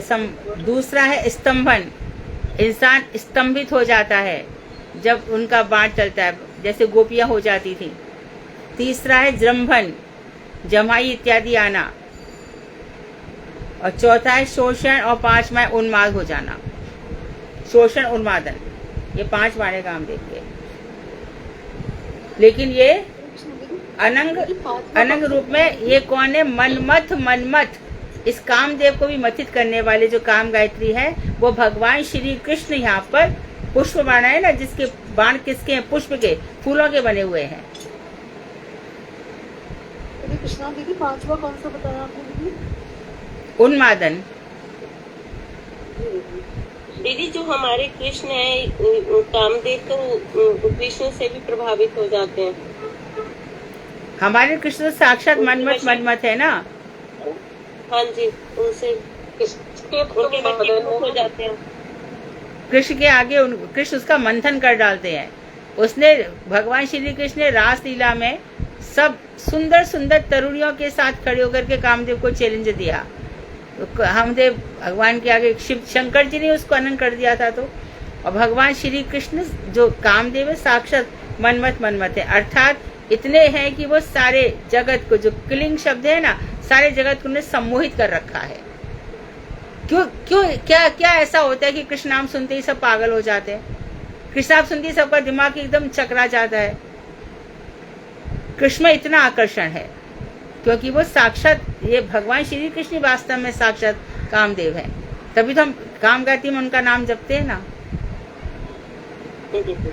और इसमें अयोतिकी रह गया। अयोतिकी जो गोपी भाव के प्रति अत्यंत आसक्त होकर उत्कंठा पूर्वक अपने स्वाभाविक अनुराग द्वारा साधन करते हैं। ये भी 2 प्रकार की हैं, प्राचीना और नवीना। प्राचीना जो बहुत पहले से ही नित्य प्रिया गोपियों के साथ सालोक्य प्राप्त की हैं। नवीना देव मानव आदि योनियों में से नवीनागण ब्रज में आकर जन्म लेती हैं। जी दीदी। अगला दीदी अयोध्या जो है दीदी, ये सरल शब्दों में बता दीजिए दीदी जरा। अयोध्या और ये योद्की दीदी थोड़ा सरल करके बता दीजिए आप। अयोथिकी जो आउट ऑफ ग्रुप है, अयोथिकी जो ग्रुप के अंदर है, यूथ से योथिकी बना है। जो गोपियां ललिता और विशाखा सखी के ग्रुप में है वो योथिकी है, और अन्य उनके अतिरिक्त जितनी गोपियां वो अयोथिकी। हमारा अगला प्रश्न है, देवी किन्हें कहते हैं, इनका विशिष्ट बतलाइए। सत्यवती खंडेलवाल दीदी। ब्रह्मा की आज्ञा से इन सब देवियों ने ब्रज में कृष्ण सेवा के लिए गोपी रूप में जन्म लिया था, और जब कृष्ण ने अपने अंश से स्वर्ग में अवतार लिया था, उस समय जिन देवियों ने उनकी सेवा की थी उन्हें ही ब्रज में देवी कहा जाता है। ये देवियाँ श्रीमती राधिका जी की प्राण सखियों में गिनी गई हैं। बहुत सुंदर आंसर है जी।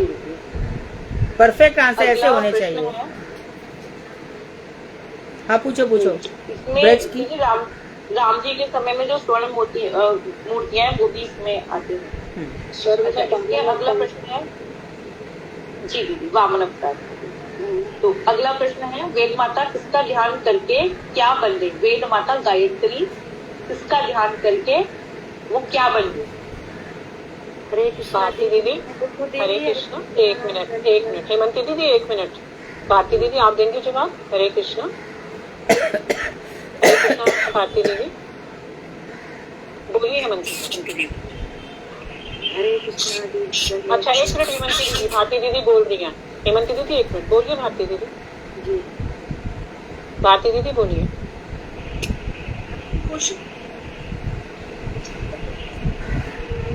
17 नंबर।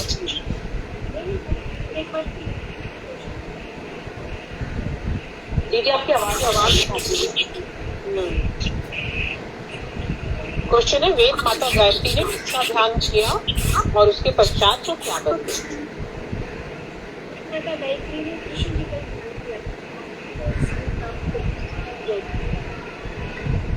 दीदी उसके बाद क्या बन गई? क्लियर वॉइस आवाज नहीं। वॉइस ब्रेक हो रही है, कोई और आंसर दे। दीदी आप माइक यूज कीजिए प्लीज। हेमंती दीदी आप अनम्यूट कर लीजिए। हेमंती दीदी। हरे कृष्ण दीदी, दंडवत प्रणाम। वेद माता गायत्री गोपी जन्म में कृष्ण का संग प्राप्त कर काम गायत्री बन गई। ठीक है जी। हमारा अगला क्वेश्चन है, नित्य सिद्धा सखियां कौन है, उनके नाम बताइए। नहीं, ये रह गया ना, ब्रज की प्रेम क्रियाओं का विधान किसने और किसकी इच्छा से किया? ब्रज की प्रेम क्रियाओं, हाँ, इस ब्रज की प्रेम क्रियाओं का विधान किसने और किसकी इच्छा से किया? ज्योति दीदी बोलिए।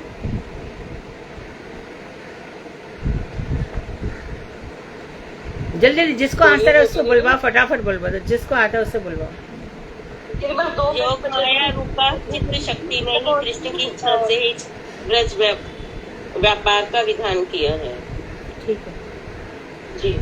अगला प्रश्न, नित्य सिद्धा सखियां कौन है, उनके नाम बताइए। योगिता दीदी बोलिए जल्दी। योगिता दीदी बोलिए। आपने हैंड रेज किया। फागुनी दीदी जी बोलिए। नित्य सिद्धियों के साथ लोक प्राप्त करते हुए उपनिषद गायत्री देवी एवं स्वर्ग की देवियों ने पर के भाव से कृष्ण की सेवा की थी। दीदी आपने अगले क्वेश्चन का आप बता दो। ये गलत है दीदी। राधा रानी और चंद्रावली। राधा रानी जी के काय व्यू है और का विस्तार है, जैसे ललिता विशाखा। राधा जी काय व्यू है। राधा जी के काय व्यू। राधा जी की काय, हाँ राधा जी की काय व्यू है। हाँ। और इनको तपस्या इत्यादि नहीं करनी पड़ती है, ये साधु सिद्धा गोपियां नहीं है, ये साधु सिद्धा नहीं है। अगला प्रश्न का तो आंसर दे दिया दीदी। नित्य सिद्धाओं के साथ गोलोक धाम में रहकर किसने परकीय भाव से कृष्ण की सेवा की? राइट, ठीक है। बहुत सुंदर रहा, बहुत सुंदर रहा ये सेशन। लास्ट अटेम्प्ट करेगा विनीता दीदी, आप अटेम्प्ट कर रहे हो? ऑलमोस्ट आधा अधूरा बोल दिया, कभी बोल दीजिए फिर क्वेश्चन पूरा हो जाए। नित्य सिद्धाओं के साथ सालोक्य प्राप्त करते हुए उपनिषद गायत्री देवी और स्वर्ग की देवियों ने कार्तीय भाव से कृष्ण की सेवा की। बहुत अच्छे प्रश्नोत्तर हो रहे हैं, काफी लोग भाग ले रहे हैं और लगता है कि हमारी सभी सखियों को बहुत आनंद आया इस चैप्टर में। कृष्ण का नायकत्व तो समझ में आया, द्वारका की लीला भी समझ में आ गई और ब्रज की महिमा भी समझ में आ गई। अब बारी है भागवत।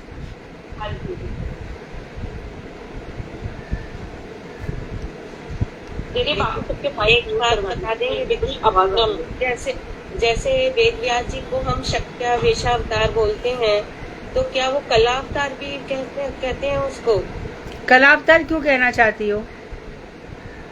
दीदी मैं भागवतम में से जब नारद जी के साथ उनका प्रसंग पढ़ रही थी तो कह सकते हो कि वो अंश के अंश है ना, अंश के अंश है। हाँ जी। लेकिन आवेश अवतार जो 6 प्रमुख अवतार है ना ठाकुर जी के, वो कलावतार में नहीं आएंगे। पुरुष अवतार, मनवंतर अवतार, आवेश अवतार, ये सब जो 6 अवतार है ना, उसमें कलावतार नहीं आएगा। अच्छा, तो उनको कलावतार नहीं लिख सकते? नहीं नहीं, ठीक। कला का अर्थ होता है अंश का भी अंश। तो पुरुष अवतार, मनवंतर अवतार, लीला अवतार, शक्त्यावेश अवतार, ऐसे 6 प्रकार के अवतार है ठाकुर जी के। हाँ आगे। हरे कृष्णा दीदी, दंडवत प्रणाम। क्वेश्चंस का सेशन पूरा हो गया दीदी, और आज भागवत कथा का एक टॉपिक लेकर भारती दीदी बोल रही है। भारती दीदी, हरे कृष्णा। धर्म और पृथ्वी के संवाद पर आप बोल रहे हो ना? धर्म और पृथ्वी का संवाद अच्छा प्रसंग है, बहुत सुंदर प्रसंग है। श्रीमद् भागवत के प्रथम स्कंध में धर्म ने बैल का रूप धारण किया है और पृथ्वी गैया का रूप धारण करके आई है। और ये ध्यान रखें, और कली बना है शूद्र, शूद्र कली के रूप में है। तो ये बहुत सुंदर प्रसंग। सभी लोग, आज मैं ये कहना चाहूंगी कि जिस तरह से ये सुधा ने, सपना जी ने और इन्होंने, क्या नाम है इनका, अनुराधा ने, सुदेवी तुम हो जिसने भीष्म का बोला था? सुदेवी है? सुनीता दीदी। हाँ जी, हाँ, आप बोलो सुनीता दीदी। देखो तुम लोग किस तरह से चैप्टर तैयार किए जाते हैं पढ़ करके, किस तरह से अपने लिए चैप्टर किस तरह से तैयार किए जाते हैं, ऐसे करो। हमारे बम्बई में भी कम से कम 10-12 लोग ऐसे हैं जिन्होंने अपने लिए श्रीमद् भागवत को बड़े अच्छे से रूप में तैयार कर रखा है। तो मैं चाहती हूँ कि तो भागवत, एक जीवन भागवत के लिए दे दो, फिर दूसरा जीवन होगा ही नहीं, फिर क्यों आना है यहाँ पे? बड़े महिमावान बन जाओगी तुम, और तब ये समझ में आएगा कि हम जो भागवत पढ़ रहे थे और जो हम टीवी पे देख रहे हैं, इधर उधर भाग रहे थे, वो भागवत के नाम पर क्या है। ठीक है, भारती शुरू कीजिए आप। हरे कृष्णा दीदी, दंडवत प्रणाम। दीदी मेरी आवाज आ रही है ठीक? हाँ आ रही है, थोड़ा जोर से बोलो। हाँ जी। अभी हम भागवत में धर्म और पृथ्वी का संवाद क्या हुआ था। तो पांडवों के महाप्रयाण के बाद परम भागवत परीक्षित। महाप्रयाण का क्या अर्थ है भारती? हाँ जी, महाप्रयाण का क्या अर्थ है? यहाँ से पधार जाने के बाद, जब पांडव यहाँ से पधार गए। हाँ बोलो। हाँ, जो परम भागवत परीक्षित हैं, उन्होंने श्रेष्ठ ब्राह्मणों के उपदेशों के अनुसार इस पृथ्वी पर वो शासन करने लगे। राजा परीक्षित ने उत्तर राजा की पुत्री इरावती से विवाह किया था और उनके जन्मेजय आदि 4 पुत्र थे, और उन्होंने आचार्य के रूप में कृपाचार्य को वरण किया था और गंगा के तट पर 3 अश्वमेध यज्ञ किए थे। यहाँ पर सब समझ ले कि महाभारत में कृपाचार्य बच गए थे। कृपाचार्य 7 चिरंजीवियों में से एक हैं। राजा परीक्षित ने क्रम से एक-एक करके भद्राश्व, केतुमाल, भारत, उत्तर कुरु और किम पुरुष आदि, जिनके साथ समुद्र भी थे, सभी वर्षों को जीतकर वहां के राजाओं से कर ग्रहण किया। हाँ, यहाँ पे ये बता रही है कि भारत में जम्बू द्वीप है, भारत खंड है।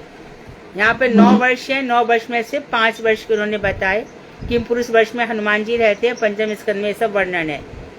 तो वर्ष मतलब एक एरिया, इस एरिया का कौन कौन राजा रहा। हाँ, राजा परीक्षित दिन प्रतिदिन अपने पूर्वज पांडवों के आचार व्यवहार आदि विषयक बातों को श्रवण किया करते थे और उसी प्रकार के उन्हीं की श्रेष्ठ युक्तियों का अनुसरण करते हुए दिग्विजय कर रहे थे। तभी सहसा एक आश्चर्यजनक घटना हुई। वो घटना क्या थी कि धर्म इसको भी समझ ले, अच्छा बता रही है कि परीक्षित जो है पांडवों का कैसे उनकी सुनते रहते थे कि तेरे दादाजी ऐसा करते थे, देख तेरे दादाजी के छोटे भाई ऐसे करते थे, तो उनकी सुन सुन करके वो खुद भी वैसे ही जीवन जी रहे थे। धर्म रूपी बैल अपने एक पैर से विचरण कर रहा था। तब उसने एक स्थान पर गाय का रूप धारण की हुई पृथ्वी को देखा, जो बहुत दुखी थी। उसके निरंतर आंसू बह रहे थे, जिसके कारण उसकी कांति अत्यंत मलिन पड़ गई थी। पृथ्वी को इस अवस्था में देखकर धर्म ने उससे पूछा, हे कल्याणी, तुम शारीरिक रूप से कुशल तो हो? हे माता, तुम्हें क्या दुख है जिसके लिए तुम इतना शोक कर रही हो? क्या तुम मुझे देखकर चिंतित हो कि मेरे 3 पैर नहीं रहे और अब मैं केवल एक पैर पर ही खड़ा हूँ? क्या तुम ये तो नहीं सोच रही? भारती, एक सेकेंड। तो सत्य, दान, दया तब 4 पैर होते हैं हमेशा, लेकिन कलयुग में एक ही पैर रह जाता है। इस 4 को समझोगे तो पूरी कथा और अच्छे से समझ में आएगी। तो जो बैल है वो एक पैर पर खड़ा है, सत्य, दान, दया और तप।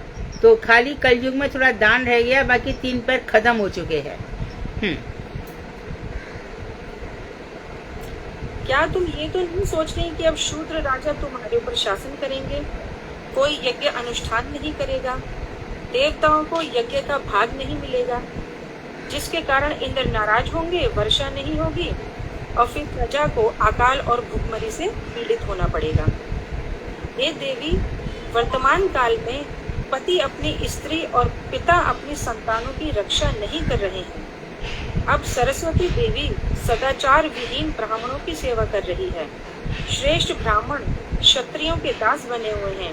क्या इस कारण से तुम शोक कर रही हो? प्रजा भी शास्त्रीय नियमों का पालन न करके स्वेच्छाचार पूर्वक यहाँ तहाँ अपनी ही रुचि के अनुसार भोजन, पान, स्नान, रहना सहना और पर स्त्री सहवास के लिए उन्मुख हो रही है। मनमानी, पिज्जा, चाउमीन, बर्गर, ये सब मनमाना है। जिसने मैदा इतना सा भी अब तुम्हारे घर में आना नहीं चाहिए। ये मैदा सर्व रोग का जड़ है। तो ये मनमाना जो खान पान हो रहा है। हाँ, ठीक है, आगे। तो धर्म कह रहे हैं पृथ्वी देवी से, तो क्या तुम इसलिए शोक कर रही हो? हे माता, भगवान श्री कृष्ण ने तुम्हारे ऊपर अनेक लीलाएं की और तुम्हें आनंद प्रदान किया, तो क्या तुम उन लीलाओं को याद करके शोक कर रही हो? तुम्हें ऐसी कौन सी मानसिक पीड़ा है? कृपया मुझे अपने कष्ट का मूल कारण बताओ। पृथ्वी देवी ने कहा, आपने मुझसे जो कुछ भी पूछा है, ये तो आप स्वयं भी सब कुछ जानते हैं। आप भी भगवान श्री कृष्ण के प्रभाव से तप, शौच, दया और सत्य, इन 4 चरणों से पूर्ण थे और लोगों के सुख को बढ़ाते थे। परंतु अब तो आपका भी एक ही चरण शेष रह गया है। शायद मुझे अपने सौभाग्य का अभिमान हो गया था कि श्री कृष्ण के चरण चिन्हों से मैं अलंकृत थी। उन्होंने मुझ पर अनेक लीलाएं की थी। शायद इसी अभिमान को चूर करने के लिए उन्होंने मेरा परित्याग कर दिया। ये पृथ्वी देवी कह रही थी। श्री कृष्ण की लीलाओं को याद करके वो धर्म से कह रही है।